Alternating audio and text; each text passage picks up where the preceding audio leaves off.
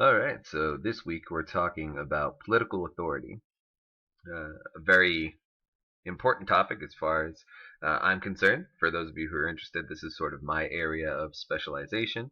And really, I think the major important question that we have to ask here is, do we have a duty to obey the law? Is there some obligation we have to obey the law? So let's get straight into it. Should we obey the law? Well, it's going to depend on what type of reasons we're actually talking about. So many times when we're reasoning about what we should do, we're talking practically. We're using practical reason. And so that means, do we just have sort of reason within our own self-interest to obey the law? And there, I think the answer is clear. We do have practical reason to obey the law. We should obey the law because obeying the law allows us to avoid punishment and fines, other things that either harm us or limit our freedom. But that's not the type of reason we're talking about here when we're talking about political authority. It's clear that we should all obey the law so that we can stay out of jail and enjoy our lives, right? But what we're really interested in is whether or not we have a moral reason to obey the law. So, do we actually have an obligation to obey the law? Sure, we all should for practical reasons, but it's a more important question and a separate question whether or not we have a moral obligation to obey the law.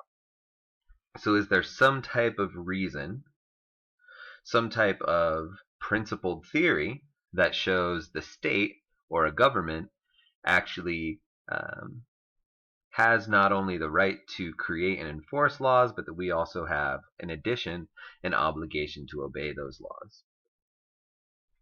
So I think the first thing we should start making a distinction between is between power and authority. So, as we've already noted, we have practical reason to obey the law because the state not only has the power to enforce laws, but it has the power to also punish us. What do I mean by power here? Well, it just literally means the state has the resources to make these things happen, right? So, but notice, power doesn't give us any actual moral reason. So a very powerful state could give us plenty of practical reason to obey the law. But just because a state has power doesn't give us yet any moral reason to obey the law. It's basically like the classic saying goes, might does not make right. So what we need is something else above and beyond just power, right? So we could have a state that has all of the power possible, right? You could think of the most powerful state. But we know in some instances, even states that have that much power might not give us any obligation to obey the law. Once again, it would just be a practical reason to obey the law because the power of the state could overpower us. But we need something more than that. We want a moral reason, not just, we don't want to obey the law just out of fear of breaking the law and fear of punishment. We want to have a reason to obey the law because it's the right thing to do. And so power alone can't do that. So we're not talking about power here. We're talking about authority. So here's roughly what we mean when we're talking about authority. So authority isn't going to have any direct relation to the power of the state. If a state has authority, it means two very important things. It means we have an obligation to obey the laws that that state creates, and the state has both a right to make or legislate, create laws, and then the state also has the right to enforce those laws. And they can enforce those laws through whatever means, not whatever means necessary. They can enforce those laws by threat of violent coercion, by imprisoning us, by putting us in jail and fining us, so on and so forth. Right? But notice here why this is different, right? It's not just that the state has the power to do those things, it's that the state actually has the right to do those things. So, once again, we can see the dichotomy here, right? So, in the previous slide, we noted that a state could have all the power possible, but it might not have authority. Here, we're noting that it can go the other way, too. A state can have absolutely no power, right? So it could be the case that the state makes all of these laws, but it has no police force and no prisons, right? So the state doesn't have the power to really enforce those laws. But even given such a state, right, we could get away with anything, but we shouldn't, right? We have a moral duty to still obey the laws that that state creates, even though it doesn't have the power to enforce them.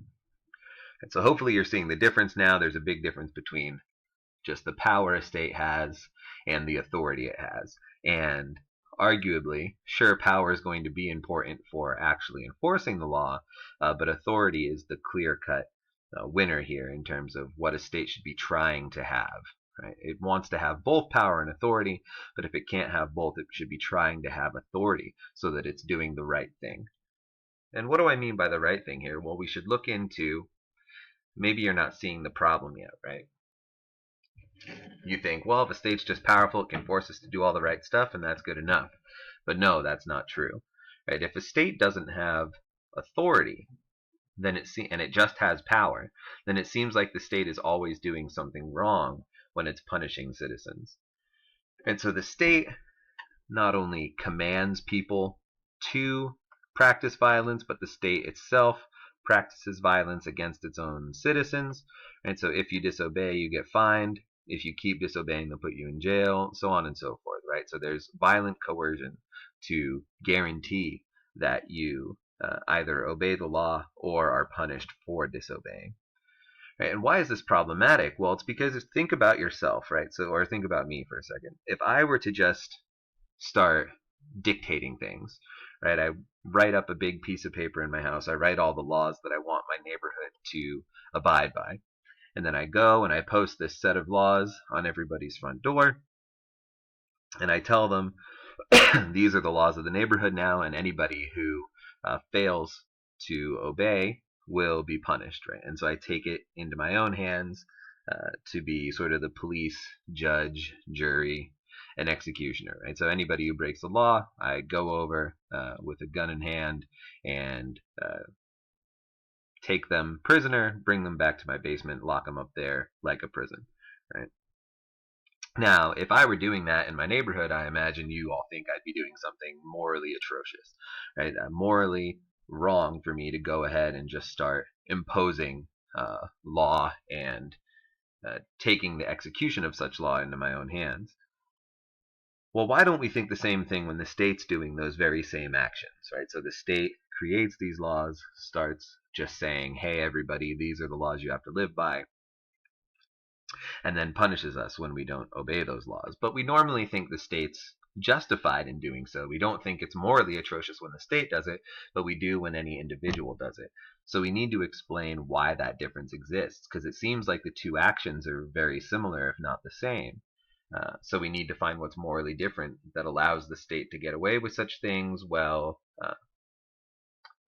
morally corrupting ourselves. Right? So that's the problem, right? If the state doesn't have authority, then it seems like something morally catastrophic is going on, because anytime the state fines or punishes somebody, they're doing something morally wrong. So that would mean there's a whole lot of morally wrong actions occurring in the world at every given moment. So what we need to do is see if we can find a theory which can show that our state does have political authority, or it could if we change the state up a little bit. Right? So imagine here's an issue. If the United States doesn't have political authority, then all of us are being treated in a morally wrong way when it takes our money for taxation, so on and so forth. So if we can prove that the United States does have authority by some theory, then we can know that all of that moral wrongness isn't occurring.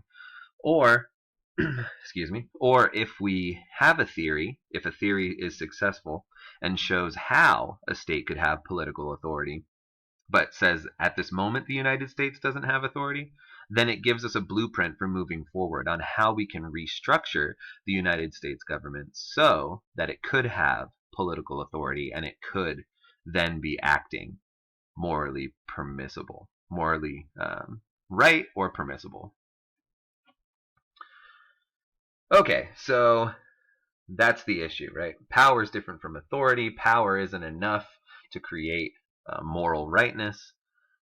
Authority seems to be this very important particular thing that gives us obligations to obey and the state rights to do certain things, create laws and punish. And that seems like it creates a lot of moral problems unless we can show our state does have authority or could have authority with some changes. So that's a little summary of everything. So now we're going to start looking into the actual theories themselves in the next video, and we'll start off with consent theory, which is one of the most famous theories in the history of philosophy for trying to establish political authority.